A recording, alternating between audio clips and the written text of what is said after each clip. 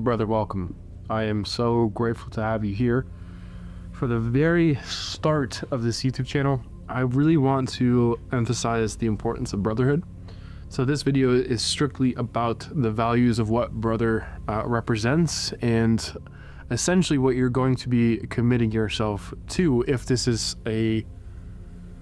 resonates with you and this is something you're willing to take on, because brother is not just some social media thing. This is a lifestyle. This is a way of life, and it's not going to be easy. It's not going to be fun all the time, but I can guarantee you the end result is going to leave you more satisfied and fulfilled than you've ever been in your entire life. I believe that what I'm creating is something that is inherent to every single man on this earth. Now, it would be cool to have, if you're a woman watching this channel, then I hope that this can be an example of how men should be in your life. I hate to see a lot of the guys in this world, and hate's not the right word because it's obviously a very strong word to be using, but it saddens me to see men acting like children with no self-direction, with no ability to deal with pain or discomfort, and simply to complain all the time. So if you are a woman watching this, then use this channel as a reference of how men should be in your life, because I can tell you now, there are wonderful men out there. There are guys that you have this desire to be with. They're out there. We are here. So do not convince yourself that all these men are bad or just are bad people. Yeah, they're not all bad. So, values. Now, brother, you're going to hold these values as a guiding force, ensuring that each individual leaves a lasting impact on the world that they live in, which is you. These values are not for show, but for transformation.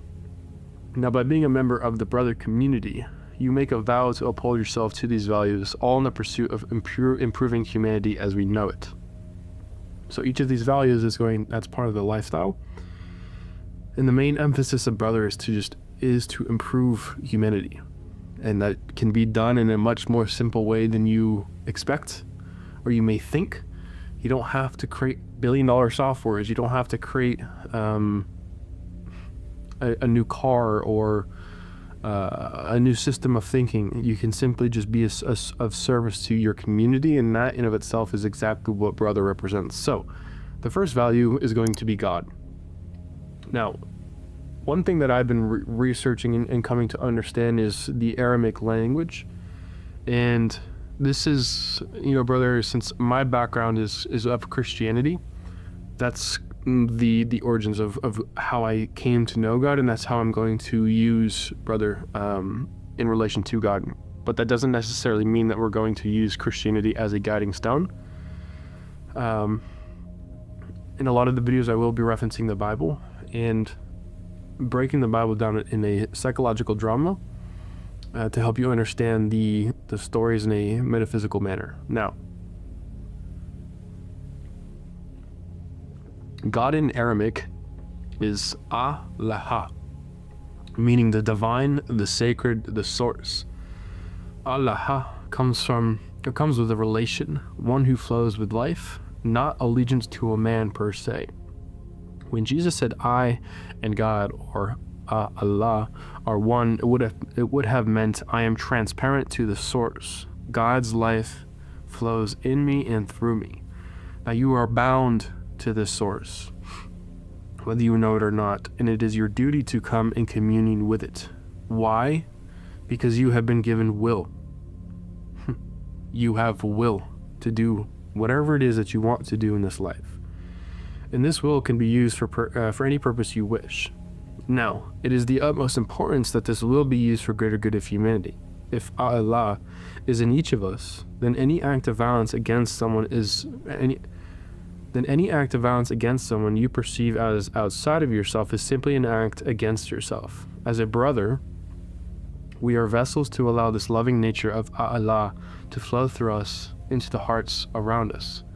Now, if you're somebody who is strictly addicted to the physical world and has no concept of the inner world in which every aspect of your life is based in, the idea of treating people negatively and not actually hurting you can seem really confusing and doesn't make any sense. But if you think about it this way, the same source that heals your cuts, that keeps your heart beating, that very essence of energy, of life, is in all men, all women, all trees, all plants, all everything, okay?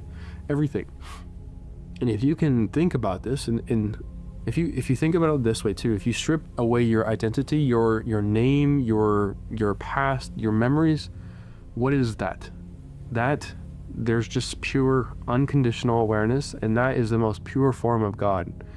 So that creates this absolute unity amongst every single person in this world. So when you do harm others, you are harming yourself, because that unconditional awareness that is in you is the same unconditional awareness in people around you, or in the trees, or everything in this world. It's all the same source.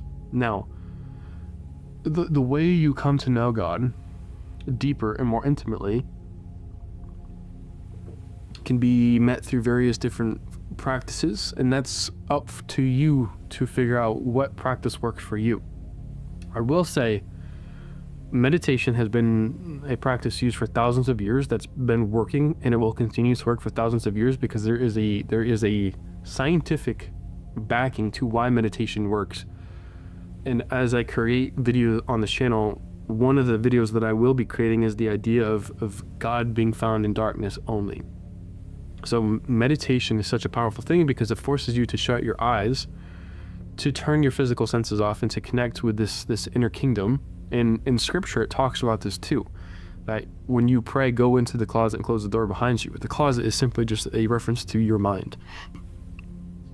In closing the door, when you close the door, obviously you're turning the light off from the outer world and getting into this inner dark place. So you have to be able to turn your senses off to truly come into this awareness of God. And it's not something that you can necessarily explain, but all things vanish, and you start to feel this deep assurance and this deep peace that everything is okay, and everything that you want for yourself is going to happen.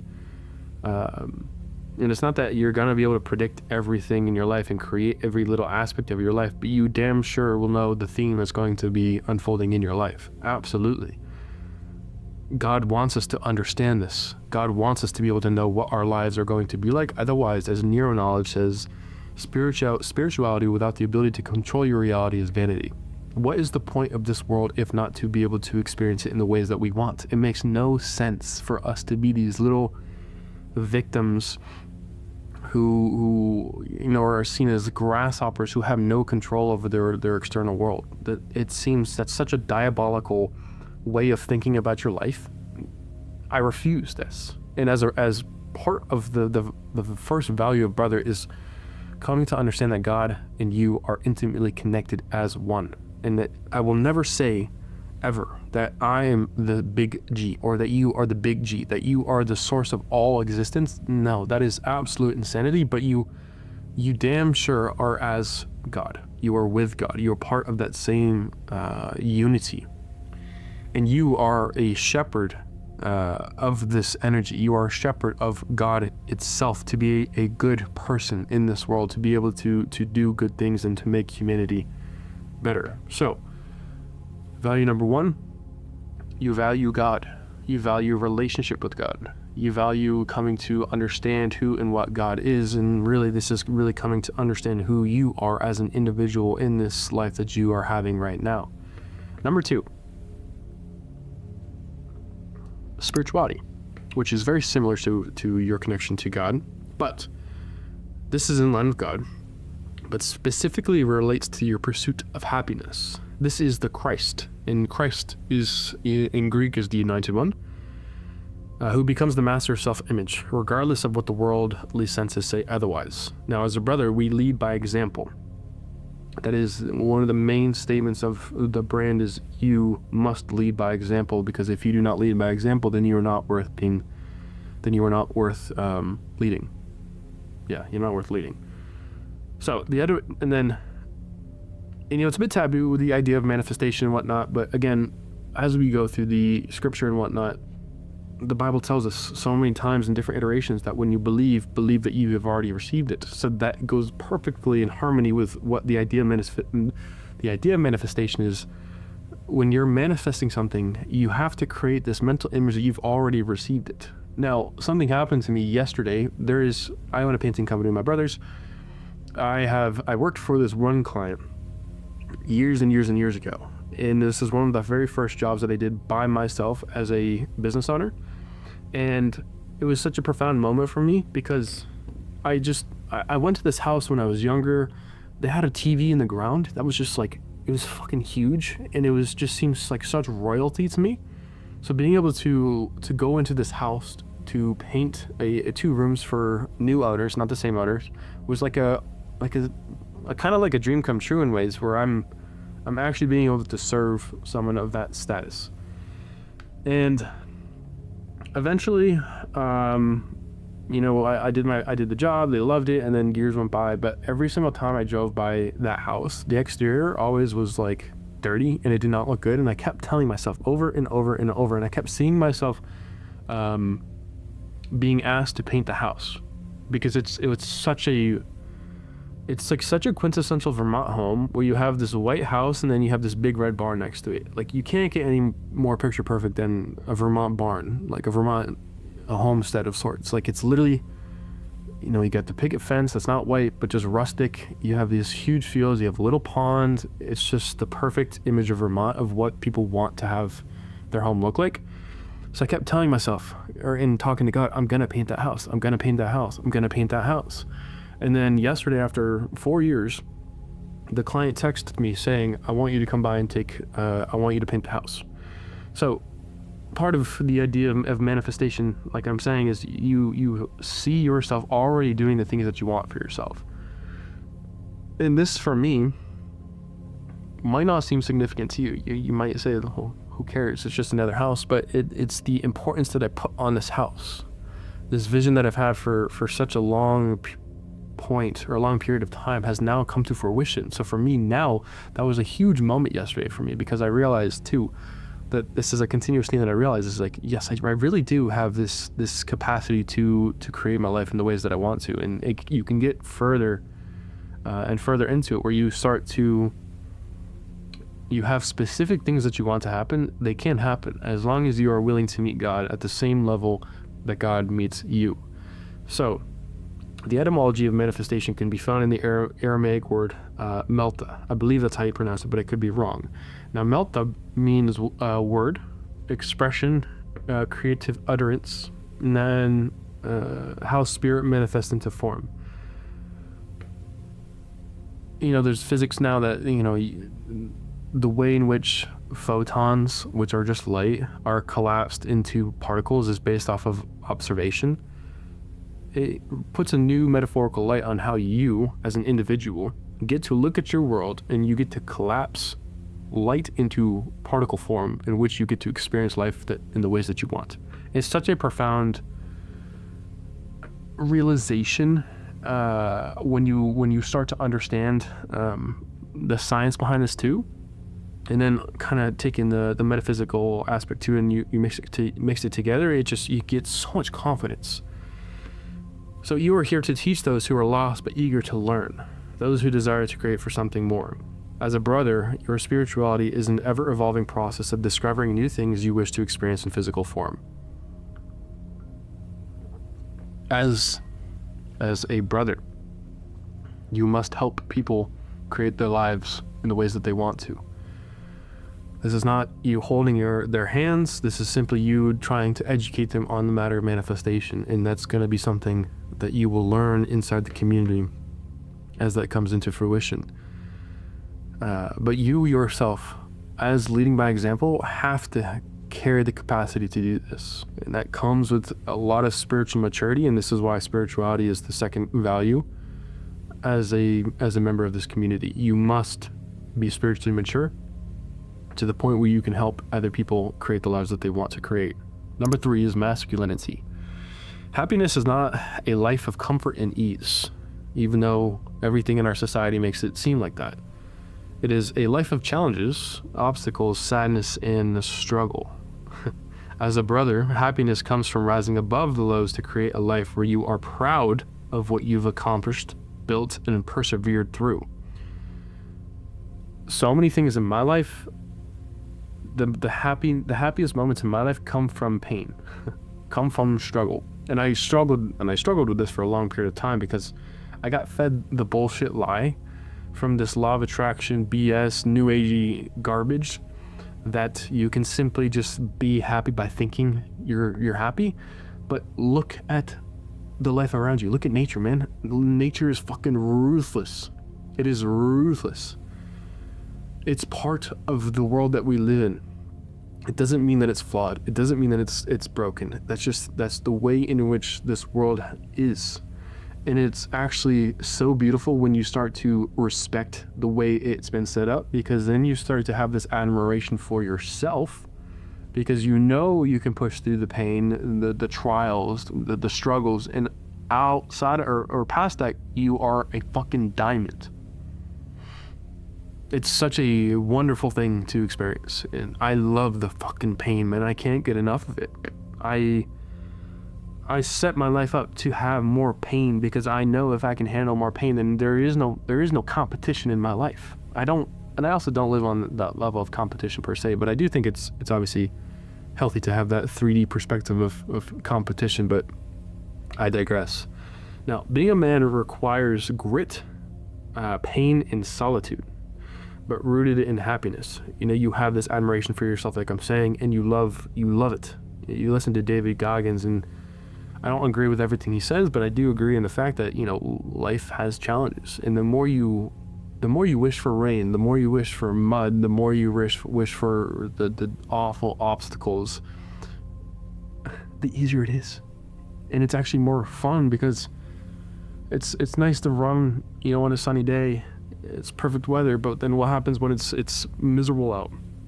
You've created this comfort mindset, and the second you experience that little bit of discomfort, everything is just out of whack. You're weak. And that's not, in my mind, that's not in the brothers community perspective of what true masculinity is. You know, true masculinity is being able to go through the storm with a smile on your face and to be able to laugh and enjoy it, because that's what this situation is. What better way to make it easier than to enjoy it? So you accept the hardship because you know exactly who you want to be, and you become that. In a world of softness, we are here to lead the boys to become men. This is not toxic toughness through anger and violence, but sternness rooted in kindness. This is just tough love, man. Tough love is what the world will always need, because at the end of the day, no one is here to hand you anything, to pick you up when you are down alone. The world will eat you alive if you do not possess the essence of divine masculinity. And that might seem depressing, but boo fucking who, man? There's nothing you can do to change that. There's nothing you can do to change that. No matter how much you pray, no matter how much you journal, no matter how much you cry out for a change of the functions of reality, it's not going to change. So this masculine essence is such an important thing as a member of brother to have, because you're not going to be, you know, there's no shame. You're not going to be given shame, but you will be held accountable. You know, if you come to the events, you're going to be pushed super fucking hard, because it's just such a more rewarding thing to be pushed rather than to be nurtured. And it's not to say that we can't nurture, we obviously can, but it's just something that is felt, it's hard to sometimes explain, but as a man, this is just a natural feeling that we have. And it's just so much better when you embrace this and accept it as your biological nature, rather than seeing it as some toxic, misogynistic way of living. You know, that's not at all the case. It is not. It's the furthest thing from it all, because we're not going to treat women with disrespect and as objects. Absolutely not. We're not going to treat people like peasants. Absolutely not. We're going to lift people up and make them fucking better. And we're going to be hard on them, but we're not going to treat them like shit. Number 4 is health. Your health is your wealth. Your body is the only thing that is not made by human hands. If it is made, it is made by sorts itself. To live in illness is to desecrate the holy temple.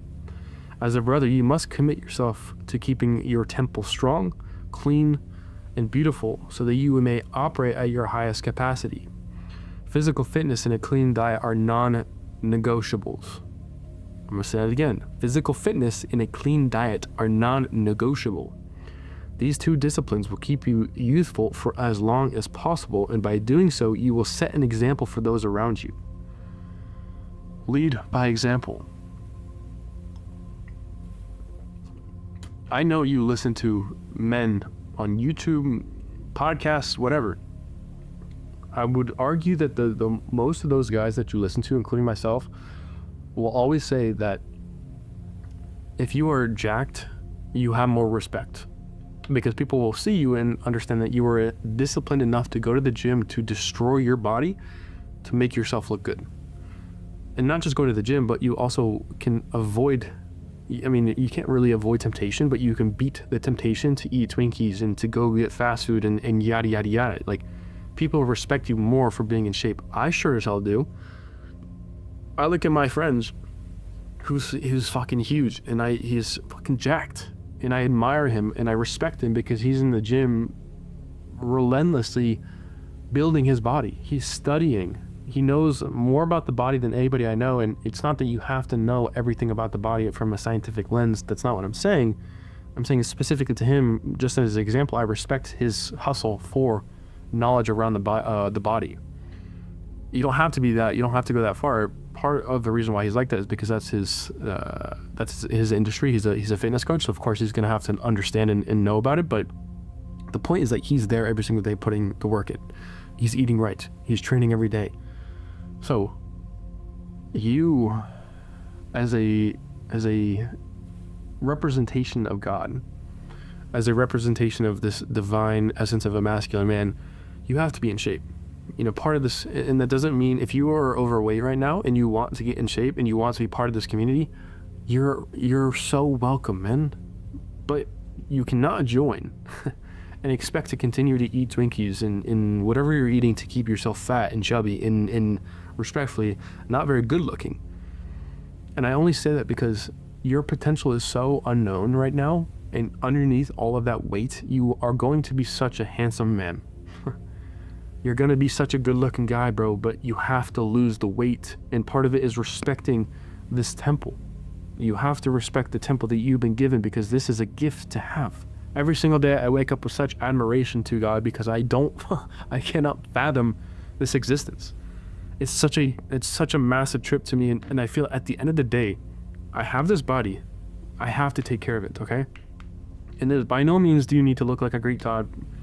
I obviously am super far on that side where I wanna look so fucking good, man, and I want to be super strong. I want to be able to defend myself, so I'm into jiu-jitsu and going to be Muay Thai soon. You don't have to go to that extent, but you do need to have this baseline of health. You got to respect the temple. You got to respect what you've been given, because there's no second chances. You're not going to get another body.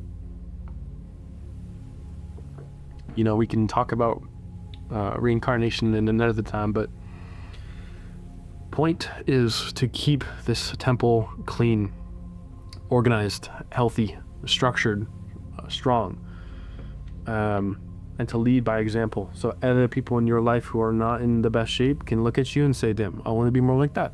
I'm going to go to the gym and I'm going to eat healthy. So number 5 is service. What good is a man if he is not of use? We are not meant to be alone in this world, nor are we meant to serve only ourselves. As a brother, you are obligated to be of service, both to those closest to you and those furthest away. This does not mean sacrificing your well-being. It means helping your friend move into their new apartment, teaching someone how to fight, cooking a meal without complaining, creating content about eating healthy. Anything that just helps people. You don't have to don't think about this so crazy. Just be of service. Just do anything that you can to be of service to people around you. Because in a world of selfishness, it's easy to think serving yourself alone is right and acceptable. but literally genetically, we are called to uplift our species through service. Look up or read the book Gene Keys by Richard Rudd, and that will make more sense. That's such a phenomenal read that I will continue to read for the rest of my life. Probably, I don't know about the rest of my life, but trying to emphasize how important it is for you to read that book, because it helps you understand genetics, or epigenetics too, is how the environment will alter your genetic expression. And in that book, he talks, one of the main points of this is the way our genes were designed literally forces us to serve humanity. And there's like this collective process that humanity is going through right now, where it's like a self-correcting mechanism, where we as humans, individual humans, will start to get this unconscious urge to help people, and through that, we as a species collectively will rise into a new era of humanity, so to speak. By serving your community, you're literally upgrading your genetic capacity to evolve into that Christ-like figure, the anointed one, the awakened man, the version that is so highly in tune with the greater good. And the results of this service will ripple throughout humanity, forcing even the greedy to self-correct and become who Allah designed them to be, God to be. Now, last one for now. We'll probably be updating this at some point in the future, but for now, the last one is creativity. You must create. In a world of endless consumption, hundreds of millions, if not billions, are stuck in an endless loop, giving their energy away to things that do not matter. In most cases, what's being consumed only pulls you further away from your godhood, leaving you empty and void. I don't need to go far into this. You can see this. You understand that there's so much degeneracy online that it makes you dumb. The statistics now, which I honestly need to look more into, but you have the attention of a goldfish, is insane because of all these TikTok reels, YouTube shorts, which I'm guilty. I go on YouTube shorts, but I have all my other social medias blocked because I understand how dangerous the allure of content consumption is, because what you consume is who you become. And that's a very tricky route to go down. So you understand how bad consuming is when you are in that endless cycle of consumption. And like I said, in most cases, what's being consumed only pulls you further away from your godhood, leaving you empty and void. If you're just a consumption monster, you're not really being an example of what it's like to be a living entity of God. And that is a man of beauty, a man of creation, a man of expertise. As a brother, you must create works that helps consumers correct their addictions. Consumption is not evil itself, but when it dominates, it becomes poison. So enjoy the TV, enjoy the movies, the games, but never let them control you to the point that you become a vessel for the spirit of consumption itself. Create. So, brother, these are your values. You must uphold them. If you fall, get the fuck back up and keep going. You will not be shamed in this brotherhood, but you will be held accountable to your greatness. This is tough love. If you don't want it, then this is not for you, and that's okay. But you're gonna be looking at all of us men succeed while you are still consuming all this pointless garbage. You are here for a reason, so do not let the devil, quote unquote, devil, convince you otherwise. The ego, the part of you that wants you to stay addicted to your old frequency, the part of you that wants you to stay suffering, just the part of you that does not want you to expand and evolve into who you're supposed to be. So I am deeply honored that you are willing to take this oath and uphold these values, all in the pursuit of making the world a better place. Now, this oath I have not yet memorized, but I will be doing so as the leader of this community, of this pact, this creed. So I stand before God, the divine essence, and before my brothers as a witness to this vow. I will walk in communion with God, transparent to the source, letting God's love flow through me. I'll pursue spirituality as the Christ within, creating the life I'm called to live, manifesting spirit into form with pure intention.